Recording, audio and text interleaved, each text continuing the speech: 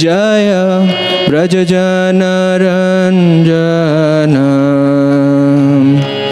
जय जमुनातीरवनचारी जय कुञ्जबिहारी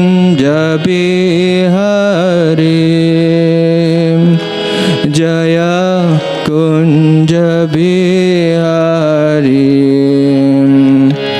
जय यमुनातीरवनचारी जय कुञ्जबिहारी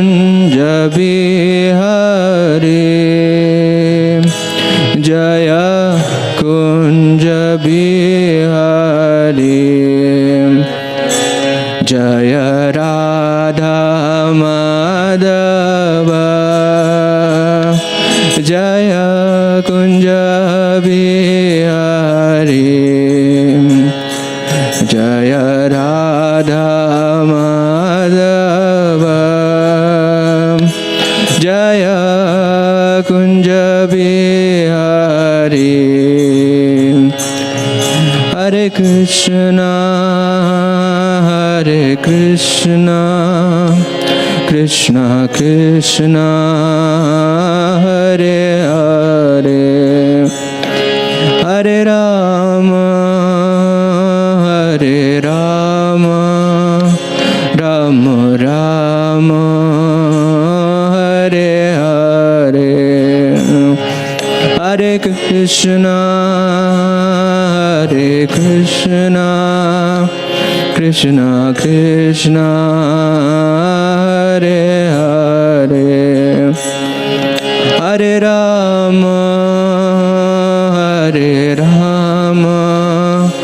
राम राम हरे हरे जय राधा श्याम सुंदर राधा श्याम सुंदर राधे जय राधा श्याम सुंदर राधा श्याम सुंदर राधे जय जगन्नाथ जय जगन्नाथ जय बलदेवा जय सुभद्रा जय जगन्नाथ जय जगन्नाथ जय बलदेवा जय सुभद्रा जय Gaur Nitai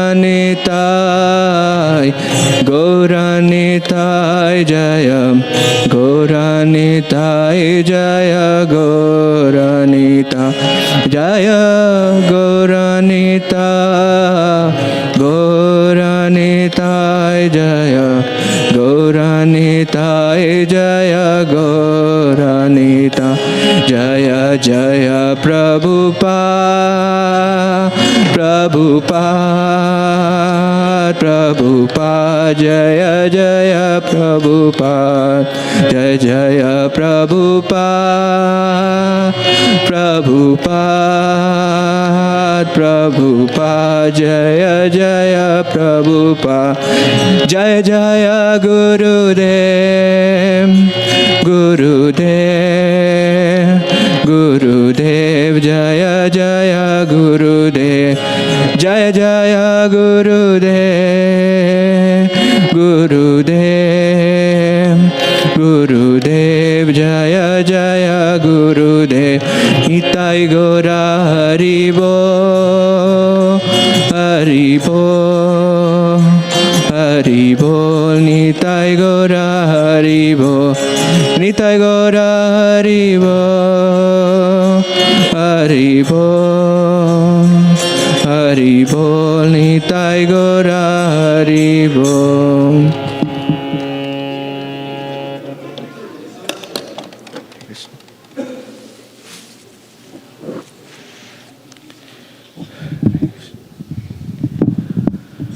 Right? Looks like a university class almost. Right. Are you able to hear me from there? If you don't mind, you can come closer. Thank you, Prabhu. Om Ajnanatimirandhasya Jnananjana Shalakaya Chakshur Unmilitam Yena Tasmai Shri Gurave Namaha Shri Chaitanya Manobhishtam Sthapitam Yena Bhutale Swayam Rupaha Kadamaiham Dadati Swapadantikam Vancha Kalpatarubhyascha Kripa Sindhubhya Evacha Patitanam Pavanebhyo Vaishnavebhyo Namo Namaha Jai Shri Krishna Chaitanya Prabhu Nityananda Shri Advaita Gadadhara Shivas Adi Gaura Bhakta Vrinda Hare Krishna Krishna Krishna Hare Hare Hare Rama Rama Rama Hare Hare. Hare Krishna everyone. Please accept my humble obeisances and seeking your blessings. I would like to share some thoughts on the topic of the ultimate misery. Probably the topic was not inspiring enough, but I think toward the end of the session you would probably recognize actually it is a very, very encouraging session. Okay. So I wanted to ask you, when you hear the ultimate misery, what comes to your mind? Death, okay? Expectations, interesting. Ultimate misery is expectations. That's a very interesting thing you mentioned. What else? Okay, Janma, okay. Janma, Mrityu, Jara, Vyadhi, Dukkha, Dosha, Anudarshanam. Okay. What else come to your mind? Losing your loved ones, okay. Yeah. So it's not only we going through the process of death, but also witnessing our loved ones meeting death and feeling that separation. Thank you. Even otherwise also. Thank you. Being away from Krishna and not turning towards Him. Wow. So being away from Krishna almost perennially and practically having forgotten that relationship and not having even the idea of even turning towards Krishna. Okay? Very nice thought. Any other? Anybody from that side would like to share?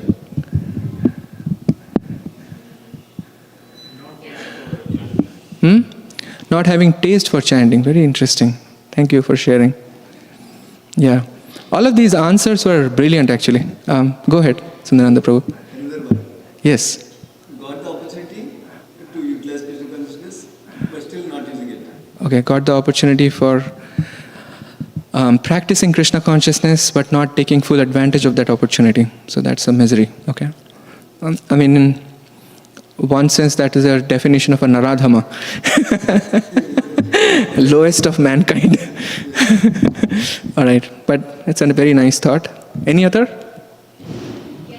Yes, please. We are so used to all this misery that it doesn't seem like a misery. So used to the misery. That just getting used to the misery itself is a misery. Thank you for sharing, Mataji. Getting entitled in this material, entangled, okay. Getting entangled in this material world and forgetting Krishna. That's what you said, forgetting? Okay. It's very similar to what he said. So far it has not yet touched the spirit of the ultimate misery that I'm going to reach. And that's why it's good we are discussing this topic. All right. So my goal is to start from basic miseries of life and then increase. And as we go through that series of, obviously some of the answers you gave, they fit within that trajectory. But ultimate misery is something else altogether. And that's what I want to demonstrate. All right. So let's start with very basic. What is misery? Like, how would you define misery? From your very, very easy terms. Don't think too much, okay? What comes to your mind? Like, how do we define misery? Something which is not comfortable for body and mind. Excellent. What else come to your mind? Sadness, okay. Okay. Pain, okay. Hopelessness, okay. So, a very okay. Go ahead, Sundarananda Prabhu. Yeah. From Bhagavad, threefold miseries. Okay. Threefold. Klesha, Adibhauta Klesha. Yeah, I'm looking for definition. How would you define misery itself? So Mataji gave one answer. How do you define misery? She said like that which is uncomfortable to the body and the mind. That's what Mataji said. So I'm looking for some definition like that. What comes to your mind when we have to define misery? Yes. Very nice. Unexpected things, right? Uncertainties that we are bound to face in this material world from time to time. Very good. So the simplest way of defining misery is this. Let's see whether you agree on this or not. To get what we do not want, okay, and to not get what we want. Does it make sense? Very simple.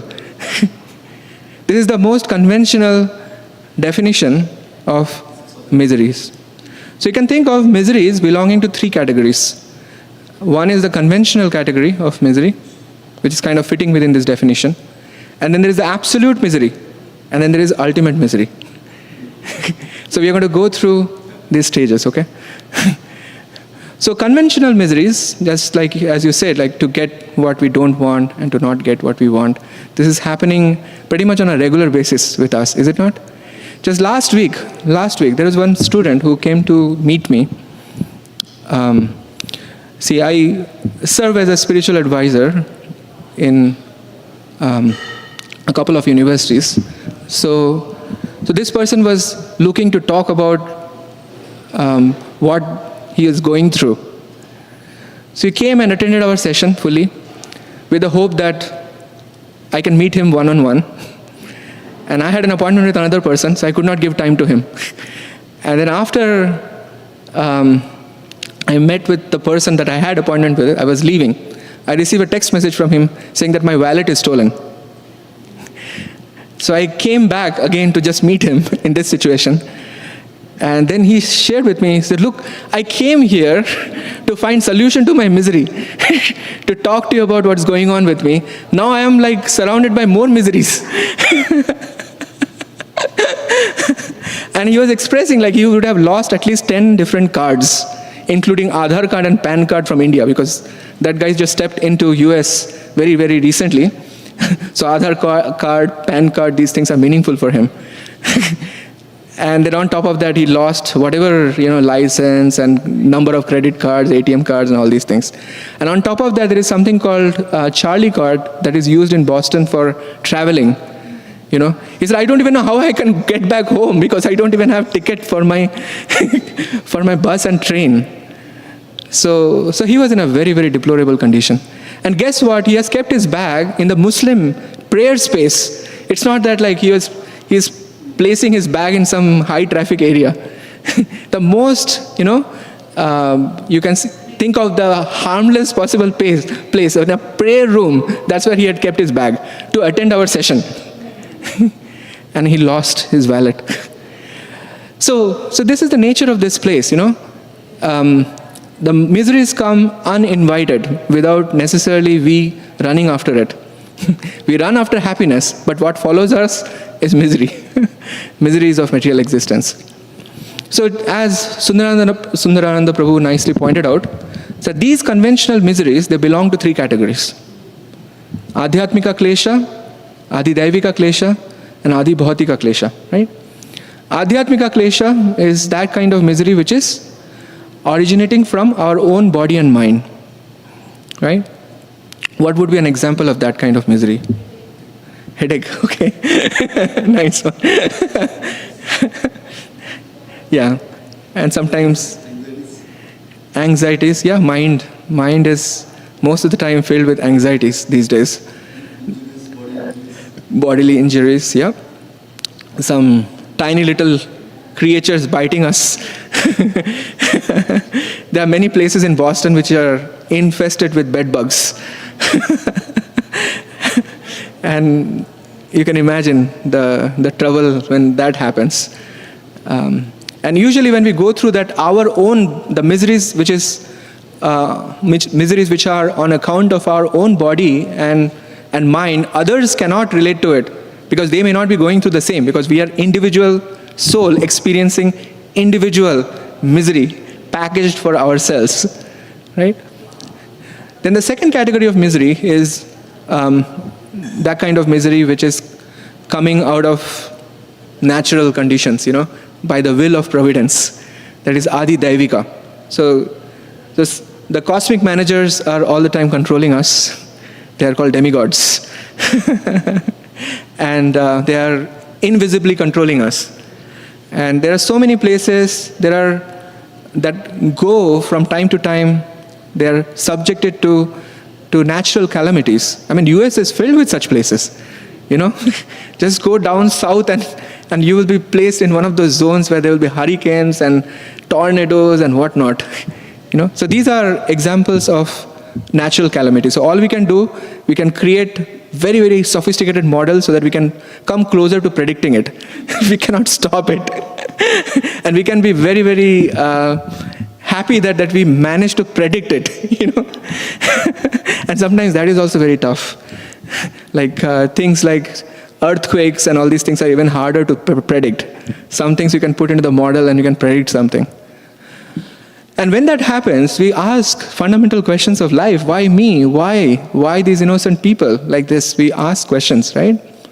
But believe it or not, we all have to go through from time to time these miseries, the conventional miseries of material existence. The third category of misery is Adi Bhautika. So Adi Bhautika Klesha is when other living entities are causing us trouble. So other living entities, let's say human beings. So relationship issues are probably the number one issue. Among all the issues, actually, relationship issues are, I think, the biggest one that give us a lot of trouble. Is it not? We cannot actually bring our focus to anything when there is some turmoil in some relationship. So, but if you notice carefully, all these miseries, they are ultimately boiling down to Adhyatmika, because it is subject to interpretation by our own mind, right? So if our mind is strong, we can actually then deal with all of these other miseries in different ways. So ultimately all miseries, all conventional miseries boil down to the miseries which are originating from the mind. That makes sense? Now, if you read Bhagavad Gita carefully, you will see that miseries are natural part of the strategies that we employ to satisfy our desires in this material world. Krishna says that yehi sansparshaja bhoga dukkha yonaya evate adi antavanta kaunteya na teshu ramate buddha. Right? So what does Krishna say there? That yehi sansparsha ja. All the time we are having experiences of life by bringing our senses in contact with some sense objects with a spirit to enjoy. And Krishna is saying that yehi sansparsha ja, what that gives rise to or what that generates. Talk about etymology, right? Generates, G. Ja. So what that gives rise to is misery. Yehi sansparsha ja bhoga, with the intention to enjoy. Dukkha yonaya evate. Krishna is saying, know that to be the cause of your misery. If you think about it, what that means is that whenever we are running after sense gratification, we are setting the stage for receiving misery from the very same object that we are today running after. Do you understand this point? The very thing that we are considering to be the source of our happiness, because of which we are running after that object, that same object, Krishna is saying, is going to become your source of misery. So how do you prove this point? Can you think of how to actually establish this point? That the very object that we run after, thinking that I'm going to find enjoyment, that very object becomes the source of our misery. Because that's not permanent. Exactly.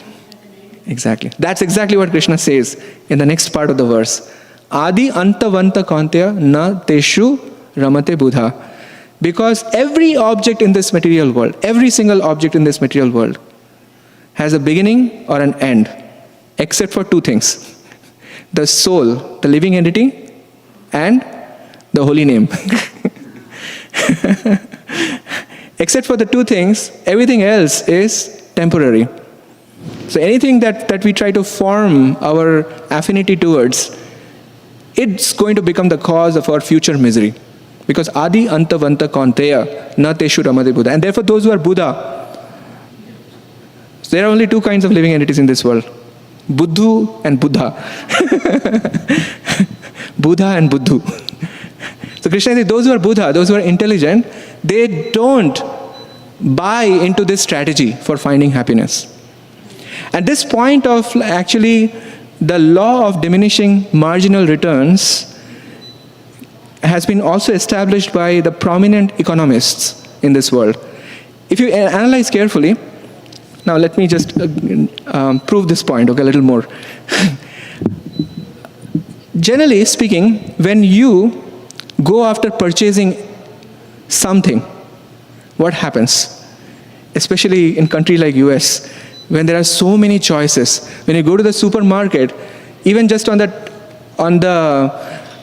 take any topic, take any kind of item, like whether it is a box of cereal, you'll have the whole aisle filled with box of cereals, right?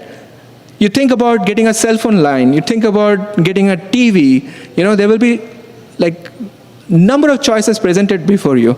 So an economist analyzes that actually with the increased number of choices, you don't get actually benefit.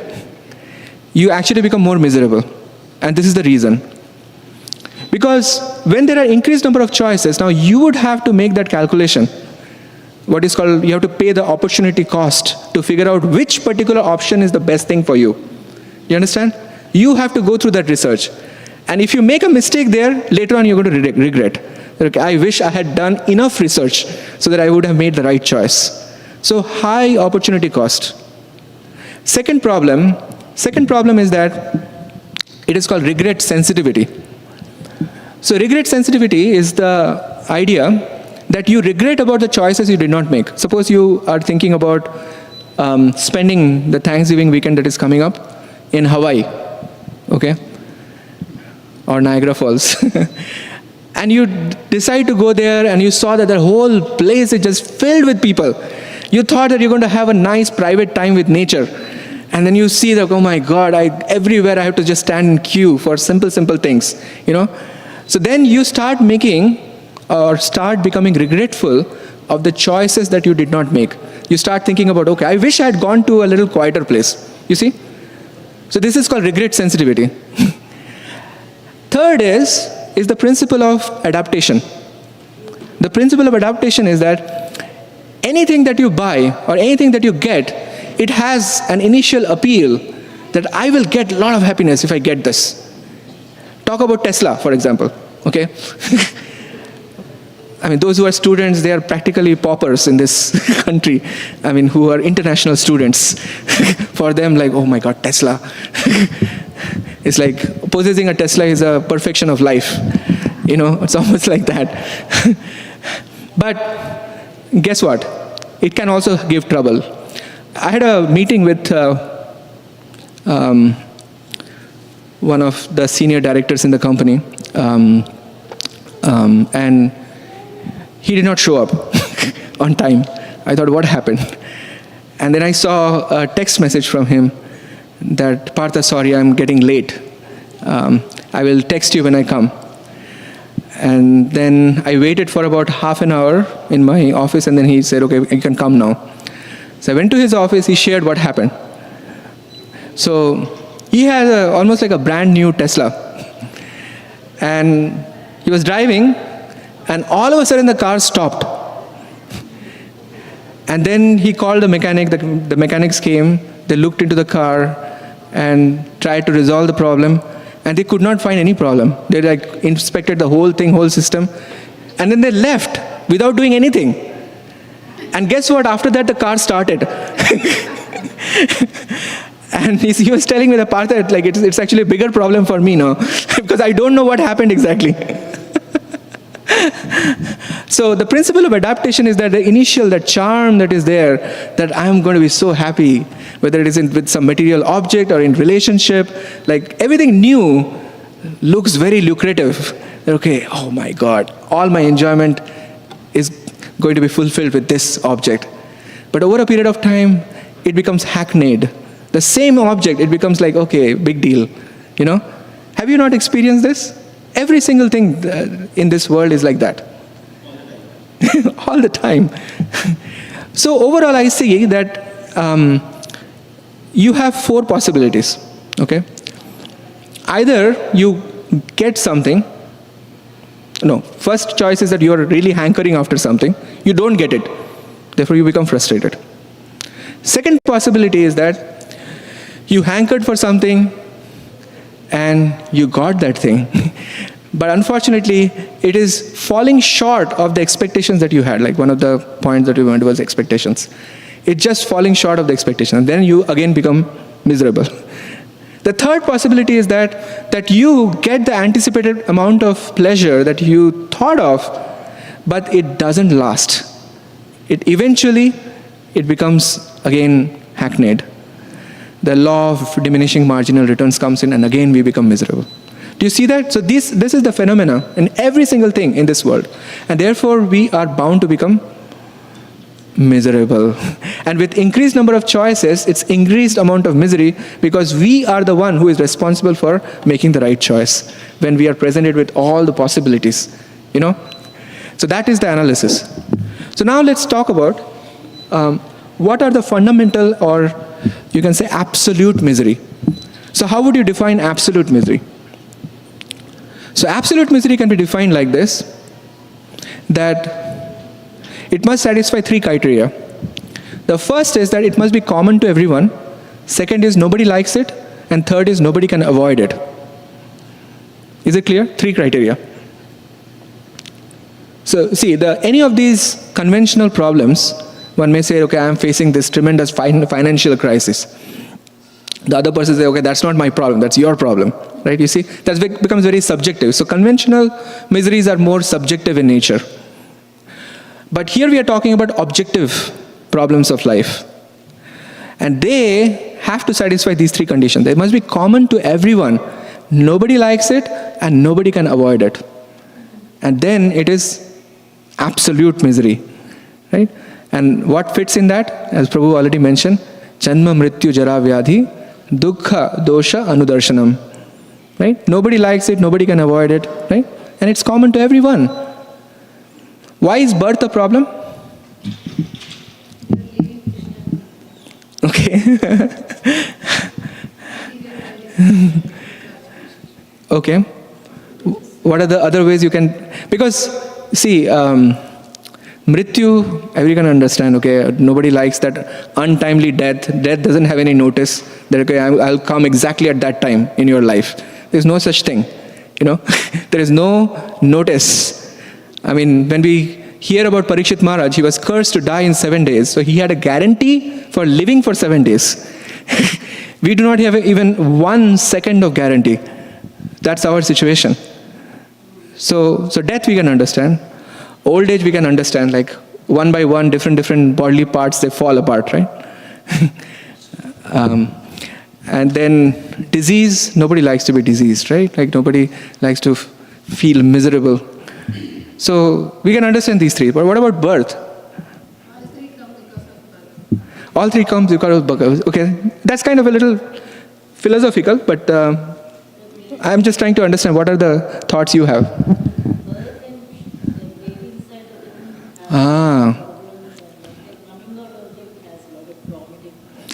Excellent. So the whole birth process is actually filled with suffering because the correct position for the baby is to be inverted position to come out, right?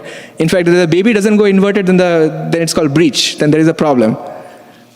And who likes to be kind of being in that position of inverted position and then surrounded by all kinds of fluids inside the body. And that too for 9 months, the baby has to tolerate all these things.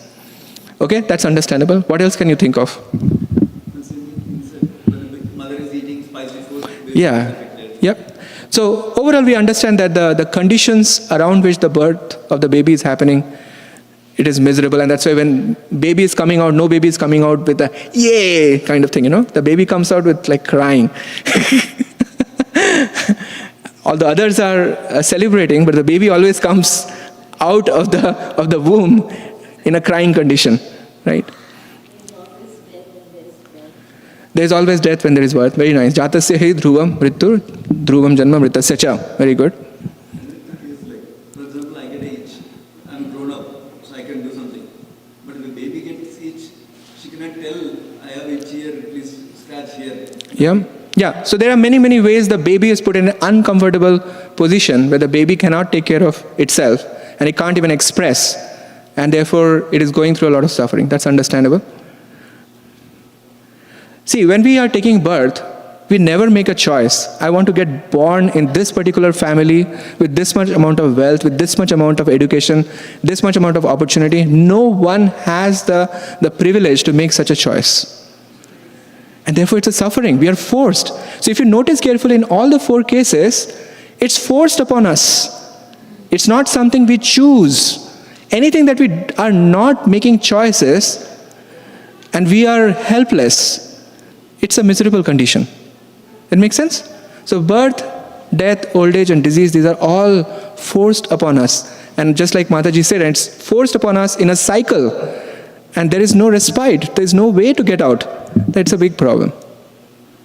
So these are all absolute miseries. So now let's get into what could be the ultimate misery. Okay. Any thought before I enter into that topic? Because that's basically the the crux. Okay. Cycle of birth and death. So cycle of birth and death is again like placed in the context of absolute misery, right?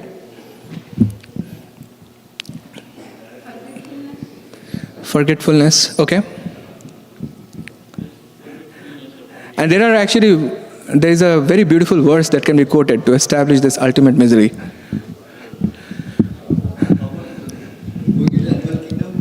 Going into animal kingdom, okay? Yeah. So again, like these things are, this is connected with the point of birth that I made, that we are forced to take birth in the animal kingdom.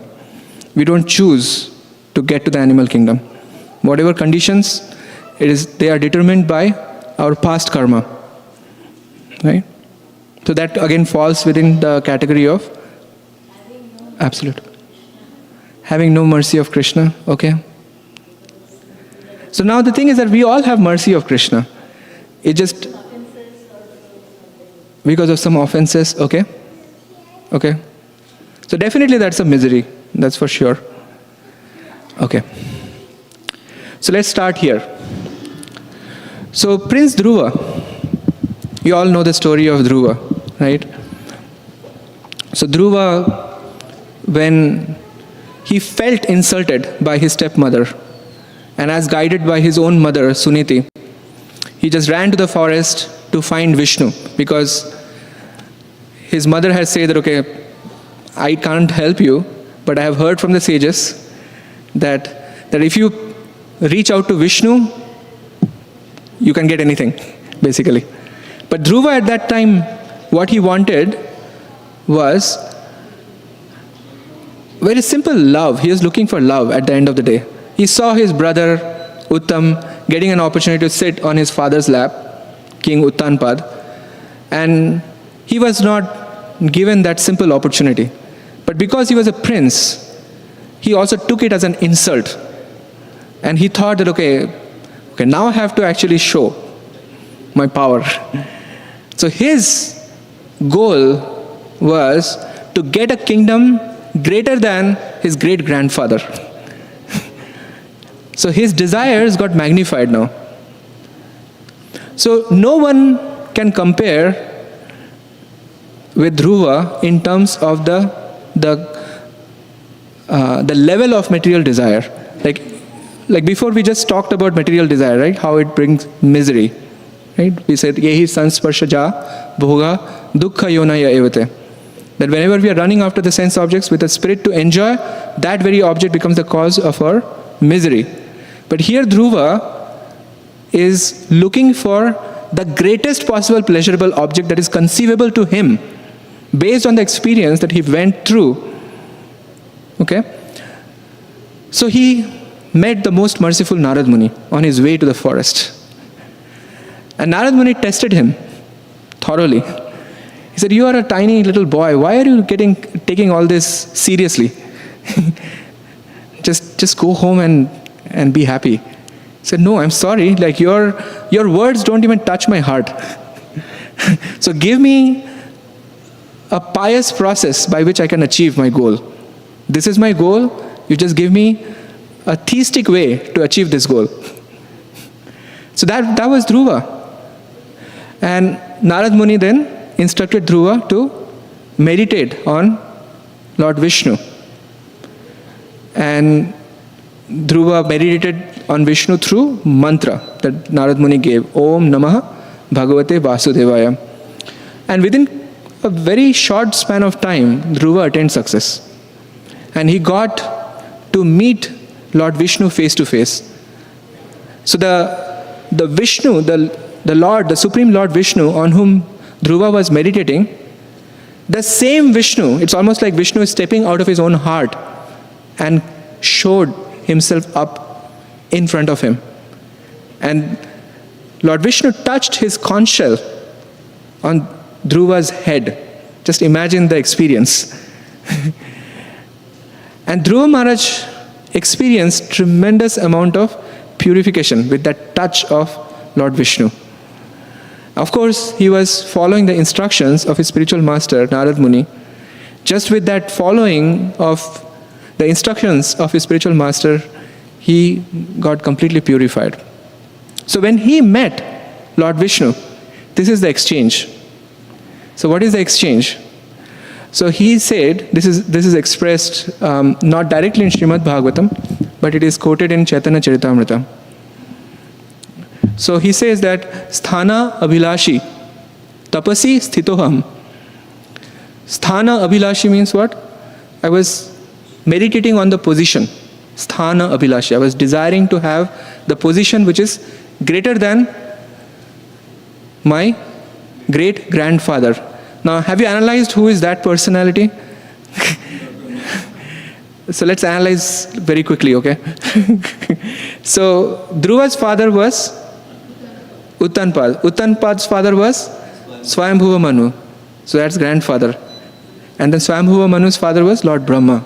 So he's looking for sovereignty over a kingdom which is greater than whatever Lord Brahma has control over. That was his dream. And so he's expressing Sthana Abhilashi, Tapasi, Sthito Aham. I went through all these austerities, dreaming of that position. And then what happened is, Tvam Praptavan Deva Munindra Guyam. But now I have obtained your divine association. Tvam Praptavan. Tvam Praptavan means, I got your divine association, my dear Lord Vishnu. And who is Lord Vishnu? Deva Munindra Guyam. Vishnu is unreachable even for the greatest of the demigods, including Lord Shiva and Lord Brahma. Deva, Muni, okay, the great sages, the greatest of the sages, the greatest of the cosmic managers, they have a hard time reaching Vishnu. Munindra Guyam. Guyam means you remain a mysterious personality even for the greatest of the demigods and the greatest of the sages. That's who you are. And I have obtained you, Tvam Praptavan, Deva Munindra Guyam. And then he says, Kacham Vichinman Api. Kacham Vichinman Api Divya Ratnam. You are just like the most precious jewel in all of existence. And I just was considering that as a mere piece of glass. So Kacham Vichinvan. Pacham Vichariman means another way of looking at it is, I was looking for broken pieces of glass. In other words, the desires that I was having, they're no more than just broken pieces of glass in front of a Ratna like you, like your audience, your personal audience in front of me. And therefore, Swamin Kritartoham Varam na yache. So this, Dhruva Maharaj speaks when Lord Vishnu says, you can ask me for anything. He says, Swamin Kritartho Asmi. I am just satisfied by getting your association. Varam na yache. I don't have any more desires.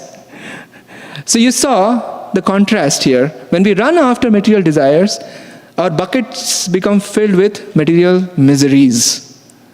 But when we go and express our spiritual, heartfelt, emotions before the Supreme Lord, while we may be chasing after material objects, what happens is that our heart becomes purified.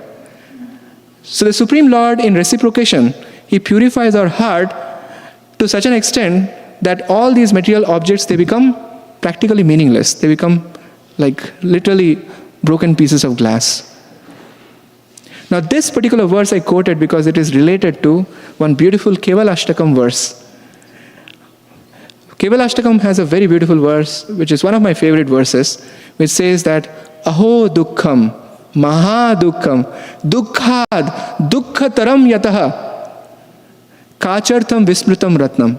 Do you see the same phrase, almost the same phrase appearing there? Kachartham vismrutam ratnam, harer nama eva kevalam. So what is this saying? Aho dukkham. Oh, what misery, Maha dukkham. Greatest of all miseries, Aho dukkham, maha dukkham, dukkhad, dukkhataram yataha. Whatever dukkha you can conceive of, they're nothing in comparison to this dukkha. You can understand why I called it ultimate misery. And what is that ultimate misery? The ultimate misery is that Kacham Vismritam Ratnam. When the holy name is reaching out to us, the most merciful feature, the most merciful form of the Supreme Lord is reaching out to us to give us full mercy, full benediction. And we do not even pay heed to that, We just consider that to be just a mere piece of glass. So when that happens, that is our greatest misery. So let's try to understand this point even more. So it is expressed that Nama Chintamani Krishna's Chaitanya Rasa Vigraha Purna Shuddho Nitya Mukto Abhinatvam Nama Namino. So our whole theology of chanting of Hare Krishna is based on this verse. Maharaj was expressing the regard, the adar, right? The regard, the respect, the affection, all of these, adoration that we want to have for the holy name, right? So why we are supposed to have that kind of respect, adoration? Because Nama Chintamani Krishna's, that holy name is just like Chintamani.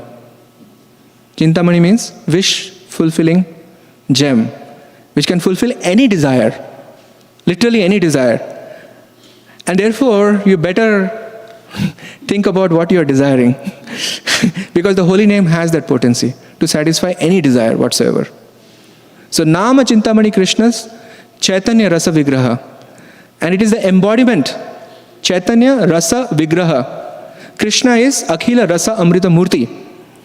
Krishna is the embodiment of all rasas. And the holy name is non-different from Krishna. That's what this is saying. So he's saying that know that the qualities of the holy names are as follows. Purna, it is complete. You don't need to take shelter of any other names. Hare Krishna, Krishna Krishna, Hare Hare, Hare Ram, Ram Ram, Hare Hare. And it is Shuddha, it is completely pure. Purna Shuddha and Nitya Mukta, it is eternally liberated. And all of these qualities are there because of this basic axiomatic principle, which is abhinatvam namanamino. There is no difference between Krishna and Krishna's holy names. And because of that, just imagine what we are vibrating when we are chanting Hare Krishna Mahamantra. And that's why Maharaj began the whole seminar with the holy name dancing on the tongue, right? And he said that the dancing on the tongue, what's happening is that it's actually taking birth in the courtyard of the heart. It first of all dances in the courtyard of the heart, and then it occupies, right? Then it conquers the mind and the mind's activities. And then it reaches all the senses. Right? So because the holy name is literally descending from the spiritual abode. Kali Kale Nam Rupe Krishna Avatar. Right? So there is no difference between Krishna and Krishna's holy name. That holy name is there in our life, and we are not paying attention to that holy name. So this is our miserable condition. Right? So let me tell you a story. So there was one person who was going through a very difficult phase of his life. His son has contracted a terminal disease, and day by day the condition is deteriorating. And he heard of a sadhu, a saint in the neighborhood, and he thought of meeting that saint and expressing his condition to see if there is any solution. But when we approached that particular ashram, that saint was not there. He has gone to some other place. So he got to meet his disciples who were there. So he approached one of his prominent disciples and expressed his heart that this is what I'm going through. Can you please help? And then he said that, okay, you take a paper, write down on the paper, Rama 3 times. Rama, Rama, Rama. And then fold it in a paper cup form, like a conical shape, and put water and you drink sips from it. You drink and you feed your terminal, your son who is currently suffering from the terminal disease. So he took it to his heart, went, and after a few days he came back, jumping up and down. And by that time, the saint has come back from his travel. And he said, I really want to offer my gratitude for what your disciple has done to me. He said, what has he done? He said that he has cured my son who had no hope whatsoever. Then he asked what suggestion he gave. So he said that the suggestion he gave was to take a piece of paper and write down the name of Rama 3 times and drink water made of that paper cup. And he said, what? My disciple is a fool. He asked you to write the name of Ram 3 times? Even once would have been sufficient. And then he asked for his disciple. And then he gave his disciple a stone. He said, can you please find the price of this stone for me? And the disciple got this assignment from his spiritual masters. He was taking it very seriously. So first he went to just a normal vendor, the vegetable vendor.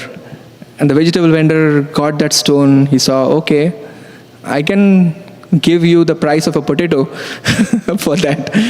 I don't see of any use. And then he said, okay, no problem. So he took that and then go to the next place. And these were different places. Different people were quoting different values for that particular stone. Then he thought of going to the jeweler and getting their estimate. And the jeweler consulted, and then they said, okay, we are going to give you maybe $10,000 worth of money. So, wow, the value has increased so much. And then he thought of going to the ruling king, and he showed this stone.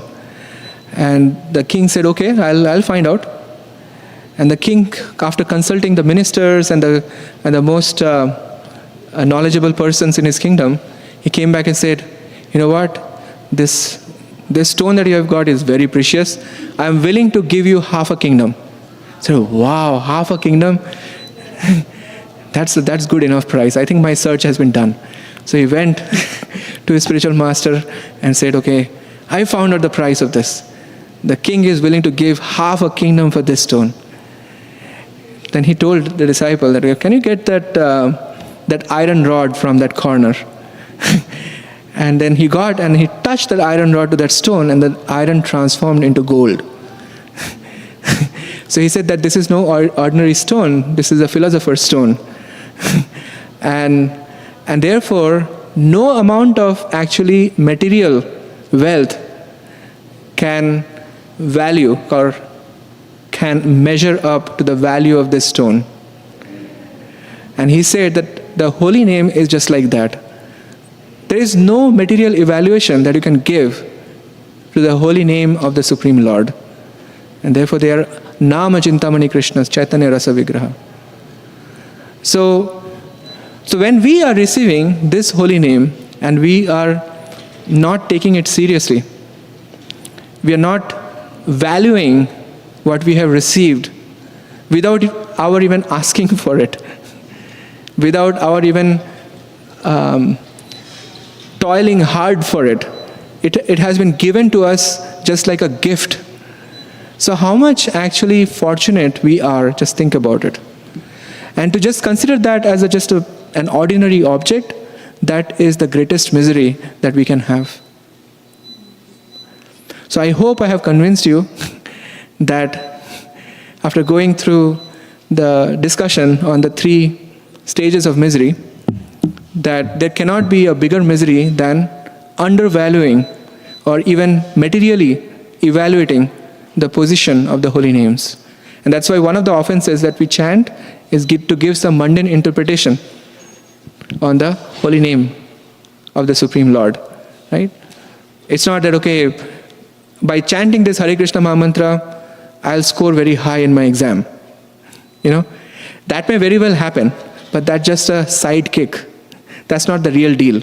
The real deal is that it's going to fill our heart with love of God. There was a king, he had a very, very difficult time with one particular individual in his kingdom who was very, very unruly. So he thought, how I can actually somehow fix that individual. So he came up with so this king was a very compassionate king, so he was thinking about every single citizen and thinking, okay, how I can actually have everyone lead a happy life.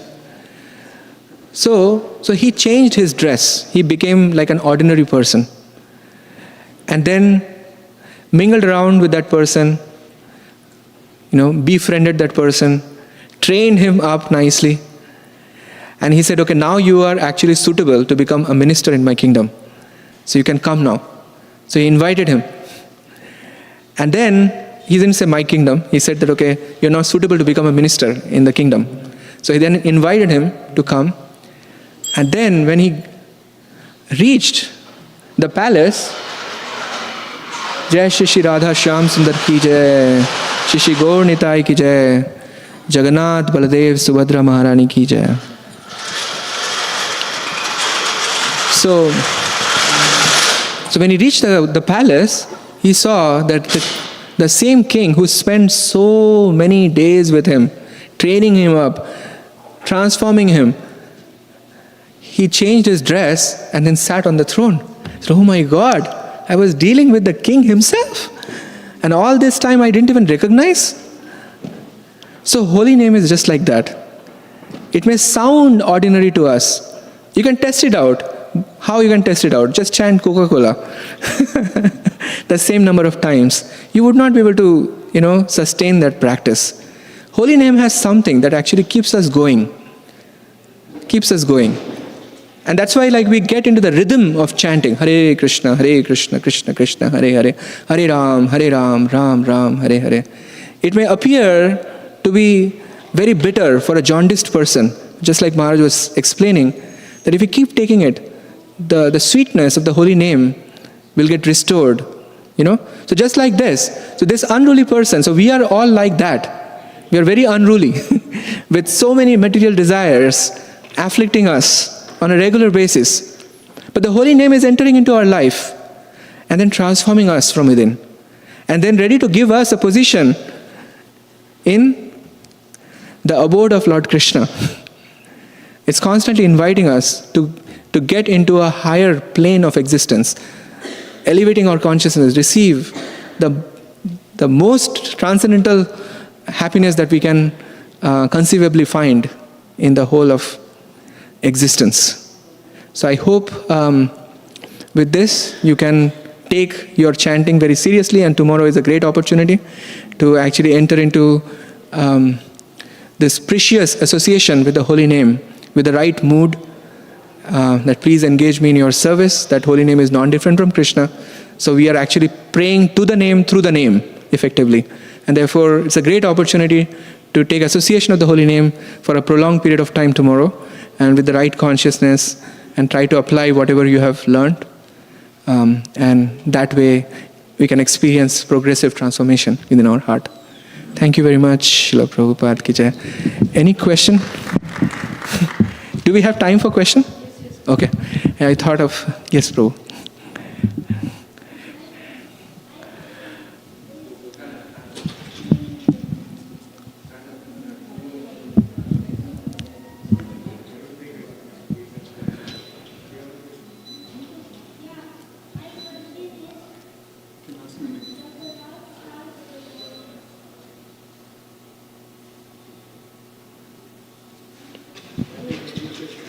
Huh? What is it? Okay. Okay. I mean, if you want to echo his question, feel free to do so. Okay. Any other? Yeah. Yes, Prabhu. Yeah, so as you explained,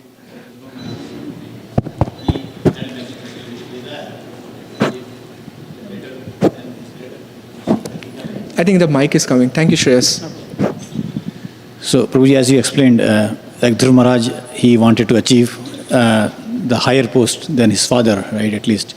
So, he went with the material desire, but he got Shakshat darshan of Hari, Sri Hari. So that changed him basically, right? In our case, I think it's a practice, I mean, until and unless we reach to that point that we can feel Shakshat Hari by continuously practicing, then only we may be able to reach to that stage where we can see that this is nothing what we are hankering for, right? So like Narad Muni gave him the mantra, Om Namo Bhagavate Vasudevaya, that's the mantra you have to chant to please Lord Vishnu. And until unless he reached to that point, he couldn't get there basically.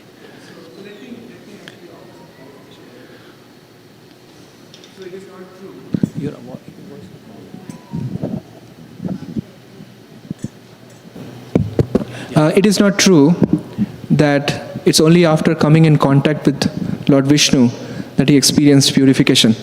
He experienced purification on account of two things. He was associating with the holy name in the form of Om Namah Bhagavate Vasudevaya. Second, he was steadfastly, really to the exact set of instructions that Narad Muni had given him, following to the dot, without any deviation. So, because of following the instructions of his spiritual master and associating with the holy name, which is non-different from Krishna again, he was going through the purification process. One cannot actually meet the Supreme Lord face to face without having reached the purification of the heart. So, we all have the same opportunity. And that's why I was explaining that Purna Shuddha Nitya Mukto Abhinatvam Nama Namino. There is no difference between really physically coming in front of Krishna face to face and just coming in contact with the vibrations, the sound vibration of Krishna. Literally, this is the axiomatic principle. There is no difference. We are not having that experience of the presence of Krishna in the holy name because we are not purified enough, right? Atah Shri Krishna Namadi na bhaved grayam indriya, right?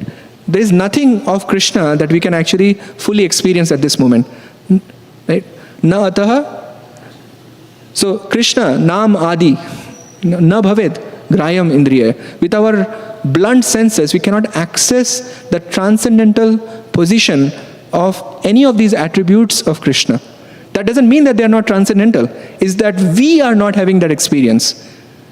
And therefore, what do we have to do? Sevan mukhehi jivha adav. Swayam eva spurati adaha. We have to keep actually vibrating the same thing with our jiva. Hare Krishna, Krishna Krishna, Hare Hare. Hare Ram, Ram Ram, Hare Hare. In the mood of service, Sevan mukh, in the mood of service, that please engage me in your service. Then, Swayam eva spurati adaha. The quality, the natural quality of the holy name, it's just going to come out in the form of our own realization from within. That's what is going to happen. So the holy name is fully and transcendentally non-different.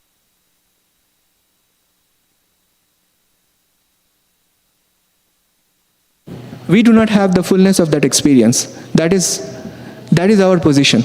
So we would have to purify ourselves. It is said that Nitya Siddha, Nitya Siddho, Krishna Prema, Shadho, Kubhunoy, Shravanadi Shuddha Chitte, Koroy Uday.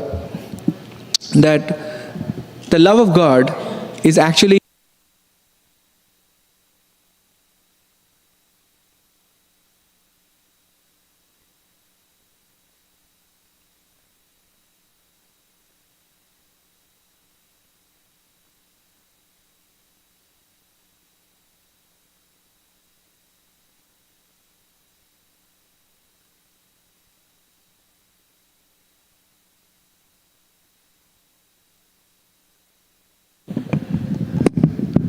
so this is acting just like, a very simple example can be given. If you take a matchbox, right? The fire is within every single matchstick. The fire is already there within the wood. But the fire that is there, it has to come out through a process. So when you strike the matchstick against that surface where there is friction, through friction, the fire that is within the wood comes out. So there is a process to generate that which is already within the core. So likewise, for us also, the love of God is already there. But for it to come out, we have to follow the process. That process is Shravanam and Kirtanam, hearing and chanting. Every day, every single day. So as we actually go through that process, then that natural purity that is there, decorating the soul, is just going to become palpable. It is there, but we are not in touch with that quality. And that's the point I'm trying to express here. And holy name has the potency to bring out that most natural condition that the soul has. That make sense? Yeah. Okay. Sundarananda Prabhu?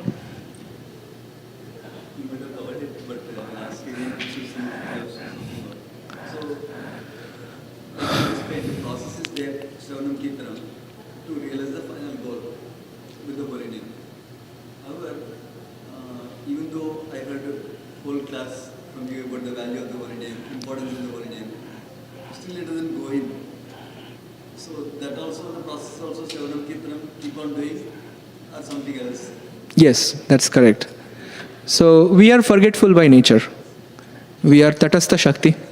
We are fallible by nature. And because we are fallible by nature, we have to adopt a process so that we can be reminded. And there's no other way, because that's our position in this world. We have voluntarily accepted that conditioned state. So as long as we are conditioned, our conditions are going to be the same.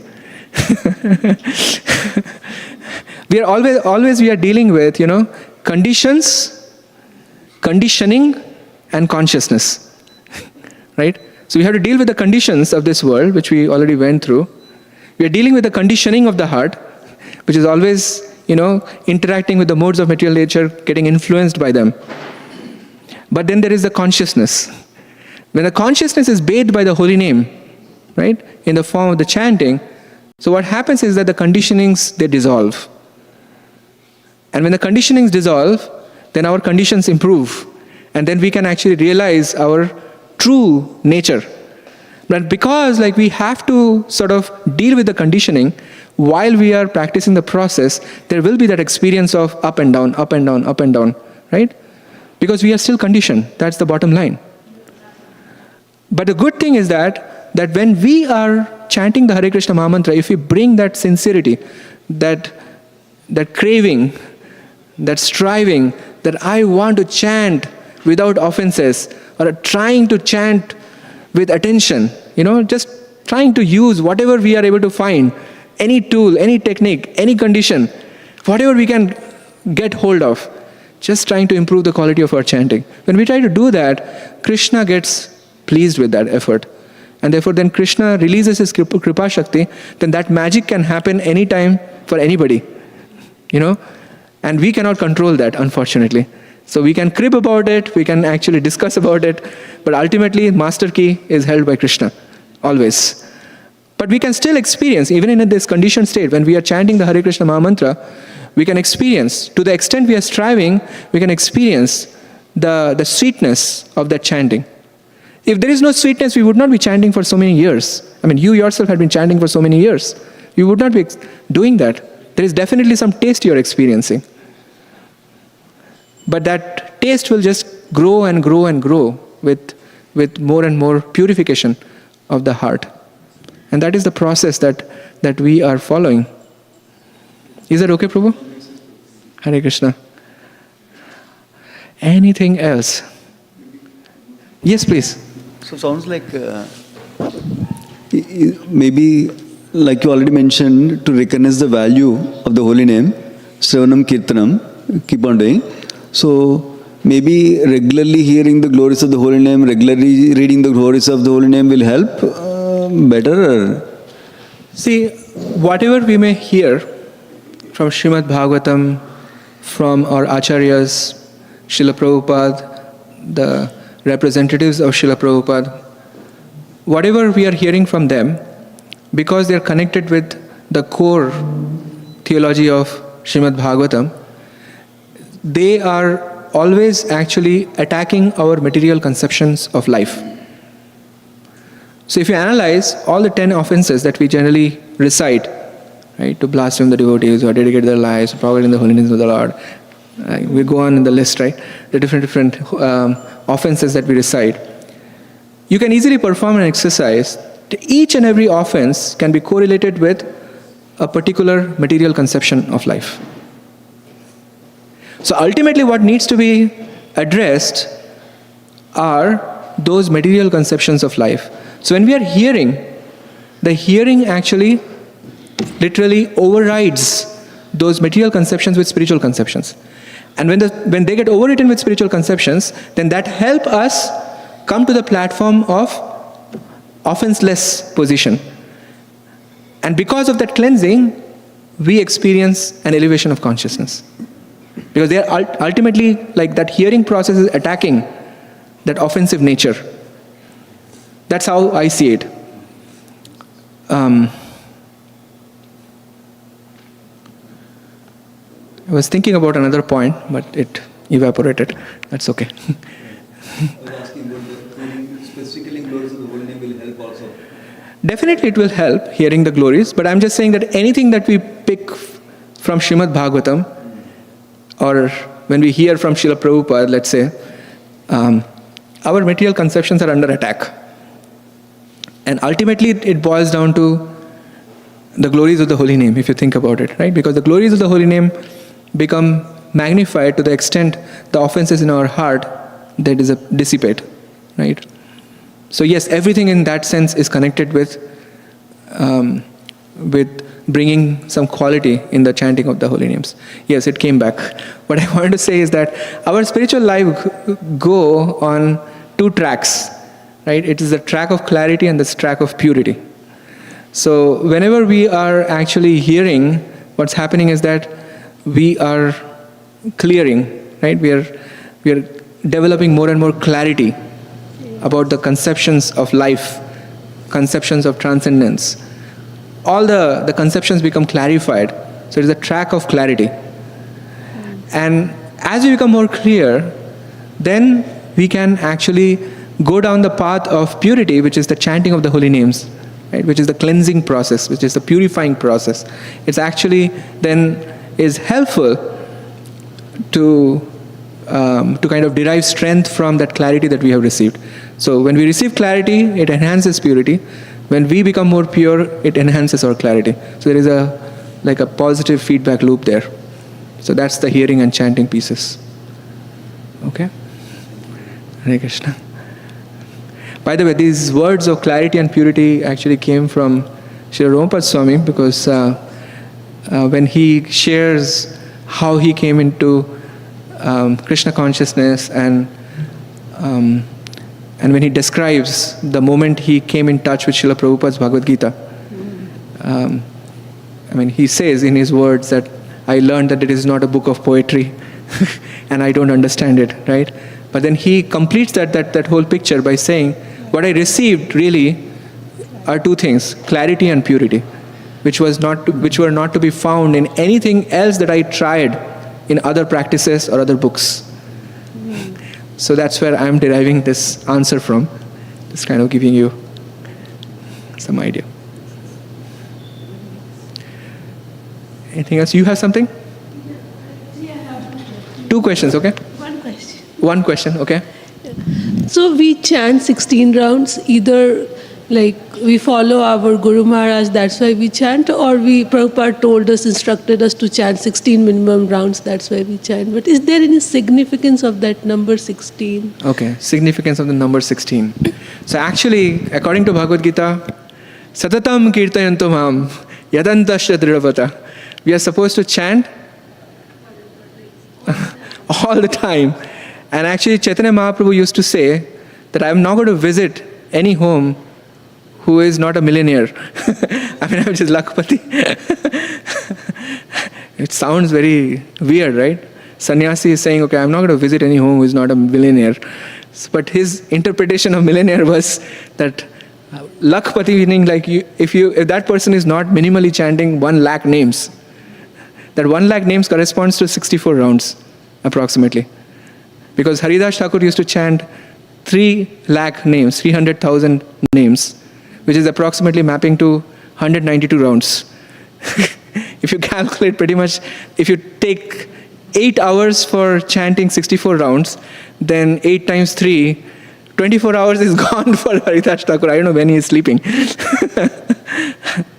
So my point is that, so from the absolute standard, pretty much these figures come out, 192 rounds, 64 rounds. Now, Prabhupada, what he did is that he empowered this number 16. And you would see that when you take initiation, 16 somehow or other we are able to manage by that mercy. Life is complicated enough, Chanting 16 rounds is a big deal for a family person. Family life is just filled with so many responsibilities, so many complexities. Every day is a different day. Dynamically, we are thrown into a pool of problems from time to time, and we don't know how to actually manage the chanting of 16 rounds on certain days. But we still are able to manage. Why? Because 16 is an empowered number by Srila Prabhupada. So that's how we should look at it. So, but the instruction is actually not 16, but at least 16. So at least 16 is manageable because it is empowered by the founder Acharya of ISKCON. Yes, it is an empowered number. That's how I would explain. So actually it comes from the lakh, like it came like 64 rounds. If we chant, it comes out to be 1 lakh name. And from there, like Prabhupada, he broke down it to be okay, like you do 16 rounds and it's... Yeah, so Prabhupada analyzed the condition Yes. of the people who are going to come, just like Vyasdev had analyzed. Vyasdev is 3 Kalagya. Srila Prabhupada was also an empowered Acharya. He analyzed the conditions of the people who are going to come, the future products of Kali Yuga. 16 rounds is good enough.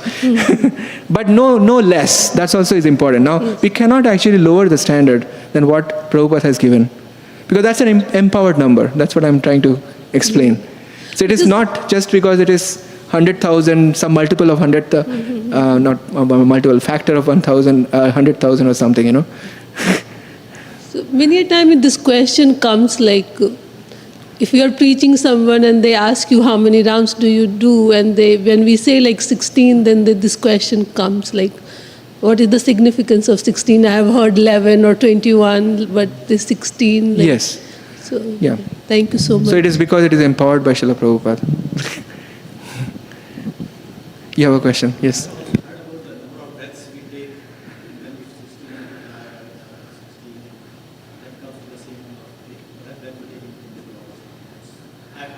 Well, I mean, all these are, I think, flowery interpretation of that.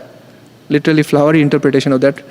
There's nowhere you can find in Srila Prabhupada's book explaining that, right? But you will find anecdotes of how that 16 came into picture. Like, you know, the devotees were asking, it's too much, you know. And I said, okay, no more, that's it. So in other words, it's Srila Prabhupada's unique gift. You can say unique gift and concession to all of us, just so that we can actually survive the spiritual life and qualify to go back home, back to Godhead. And that's the beauty of this whole process. That it is only because of mercy of Srila Prabhupada that we can stand on that instruction that, okay, 16 is going to bear success. Otherwise, there is no other hope. There is no other good reason, actually. Is that okay? Okay, thank you very much. I'm really grateful to all of you that you stood here and tolerating me speaking. As Mataji said, actually we need at least audience in order to hold these programs. So you had been here. I'm really grateful to you. Hare Krishna, Srila Prabhupada ki jai.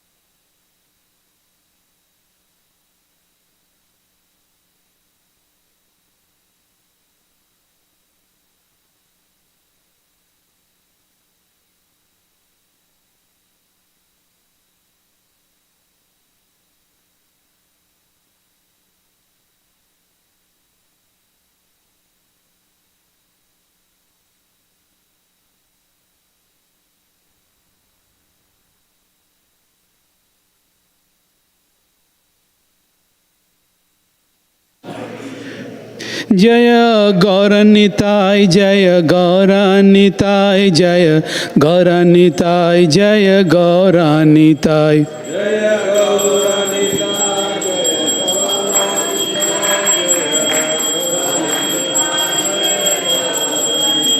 जय गौरनिताय जय गौरनिताय जय गौरनिताय जय गौरनिताय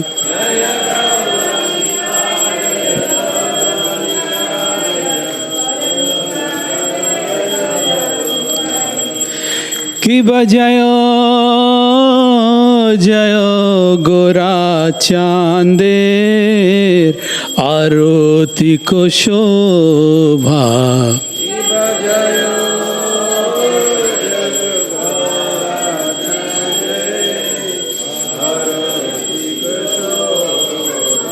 कि बजय